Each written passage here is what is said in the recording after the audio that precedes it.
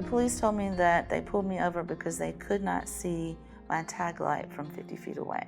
So he walks me around there and it's working. And I'm like, the tag light works. And he's like, well, I didn't say it didn't work. I said I couldn't see it from 50 feet away. Brookside is a town of 1,253 people with one retail store, the Dollar General. They had reported very few serious crimes, and it had long had one police officer.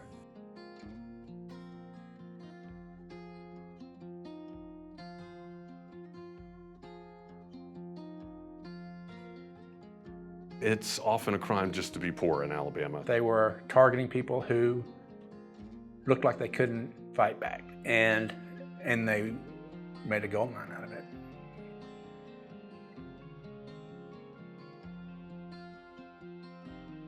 I am a mom. I have 2 kids, a 24-year-old and a 10-year-old.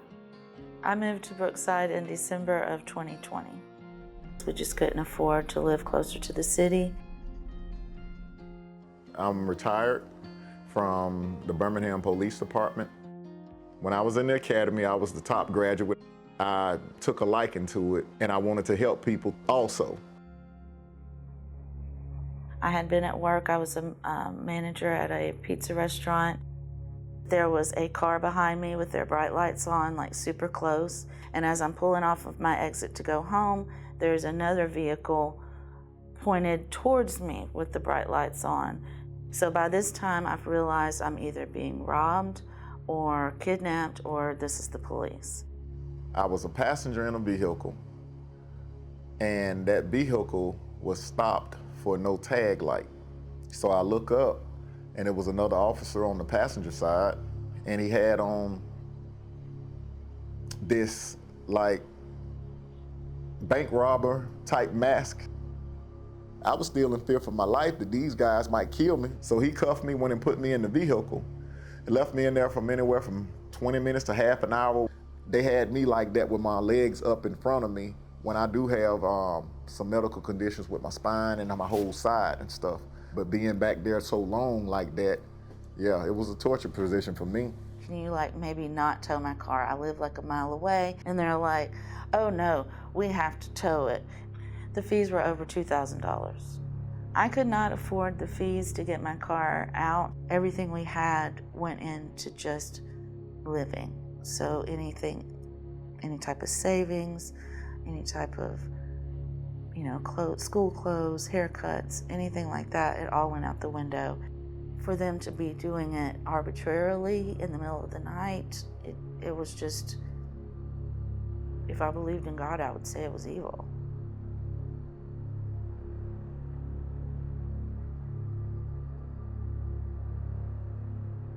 Somebody told me, you ought to look at Brookside. I'm not sure what's going on there, but something is. I went to court at Brookside where they had to direct traffic because there were so many people there. I started looking at lawsuits, and a lawsuit filed by a lawyer named Bill Dawson. One problem is that Alabama, like most states, has a whole bunch of smaller cities, and they all have to have their courts to get their pound of flesh from people. People are pulled over and given tickets for having a tag light out. And then some of these people are searched, and a bunch of other offenses come out of that. Any reporter knows that feeling when you see something that makes everything you're looking for worthwhile, and the hair on the back of your neck stands up, and you know you got it.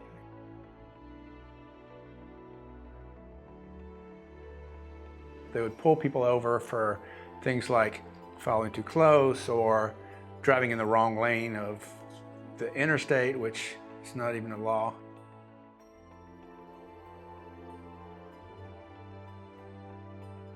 They advertised their police dog named Cash.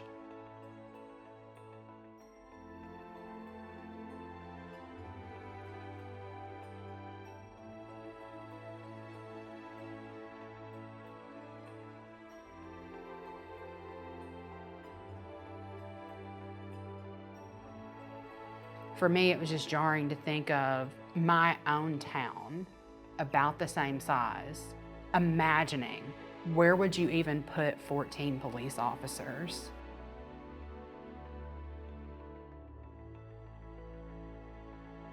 We heard the same stories over and over again. It was all reminiscent of like Men in Black or something. It was like a game. Once these stories were published, it was like the floodgates opened. I mean, everybody wanted to talk.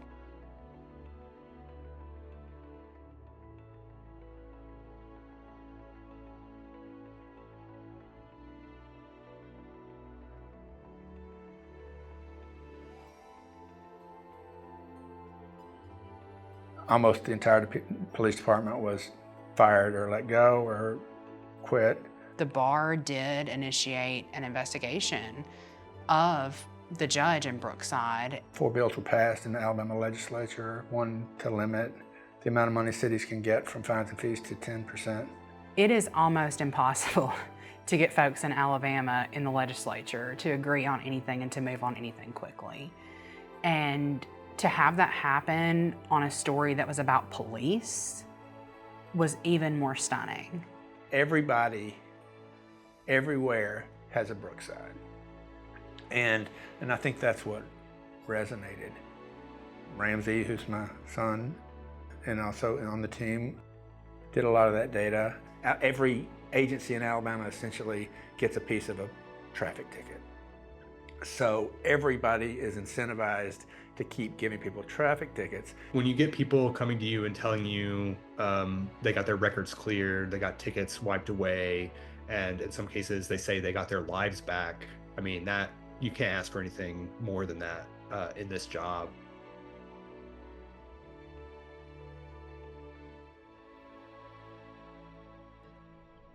I think local journalism is the most important thing in this country. I think the fact that we have lost a lot of local journalism coverage has really contributed to the rift we have nationally, because when you can't pay attention to the things closest to you, you focus on those big things, big ideological fights that divide us. I have taken a couple of the online courses from Poynter, and I think it just served as a reminder of that whole like tenet of what we do, right? Like, question authority and believe the people who have the lived experience. It's always been the beacon for great journalism to me. Poynter has really sort of shaped the way, not just me, but my whole generation, I think of good journalists. I'd like to be in that category. If we're informed and educated, then we have that chance. We have an opportunity to rise above things and not become victims. I think local journalism will save us if we can figure out how to survive financially to do it. Because we have to feel like what we do matters. The most poison thing in this business is when we start to think it doesn't matter. And Brookside tells us that it matters.